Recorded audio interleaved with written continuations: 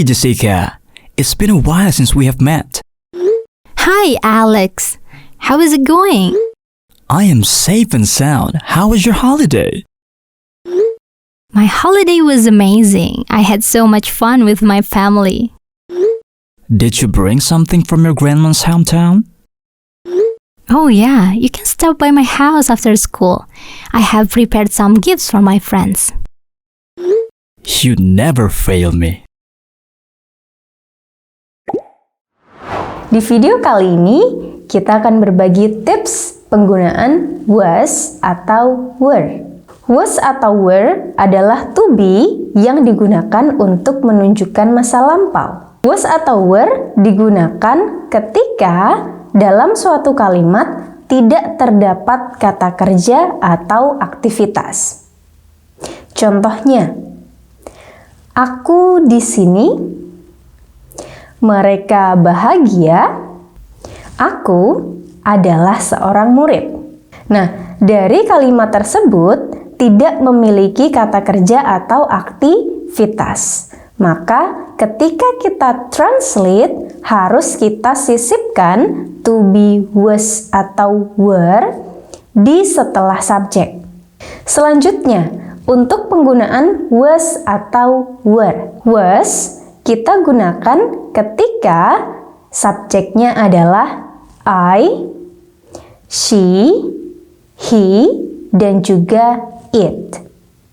Sedangkan were kita gunakan ketika subjeknya berupa you, we, dan juga they.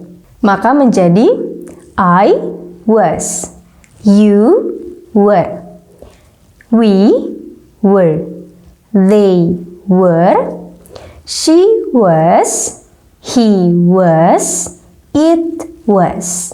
Setelah was atau were, tinggal teman-teman tambahkan kata apa yang ingin teman-teman translate. Contohnya adalah, mereka di sini tadi malam. Mereka, they, jangan lupa untuk menambahkan to be, was, were. Karena subjeknya berupa they, maka yang kita gunakan adalah were. They were. Di sini, here, tadi malam, last night. Maka keseluruhan kalimatnya menjadi they were here last night. Contoh selanjutnya, dia perempuan marah kemarin. Dia perempuan, she, jangan lupa untuk menambahkan to be, was, were. She was marah, angry. Kemarin, yesterday. Maka kalimat lengkapnya menjadi she was angry yesterday. Itu tadi penggunaan was atau were.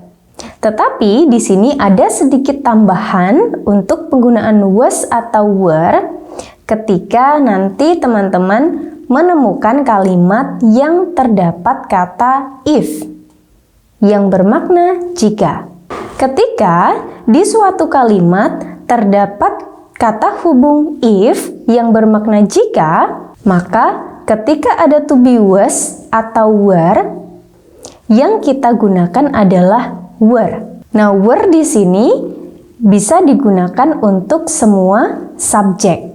Tetapi untuk pengecualian ketika terdapat kata if pada kalimat. Contohnya adalah if he was a flower, I would be a butterfly. Pada kalimat tersebut, ini adalah kalimat yang salah. Kenapa? Karena ada kata if. Seperti saya bilang tadi, ketika terdapat kata if dalam suatu kalimat, maka tidak bisa ada kata was, apapun subjeknya.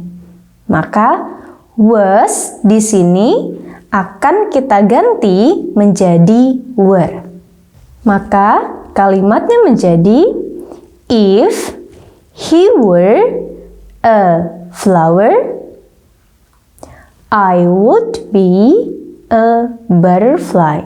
Agar teman-teman lebih memahami apa yang telah kita bahas, teman-teman bisa lihat contoh percakapan berikut. Orang pertama berkata, I'm 7 down. How was your holiday? Kemudian, orang kedua menjawab, my holiday was amazing. I had so much fun with my family. Pada contoh percakapan tersebut, teman-teman bisa lihat pada dialog kedua, yaitu my holiday was amazing. Pada kalimat tersebut, kenapa kita menggunakan kata was? Karena liburan yang dimaksudkan di sini sudah lewat.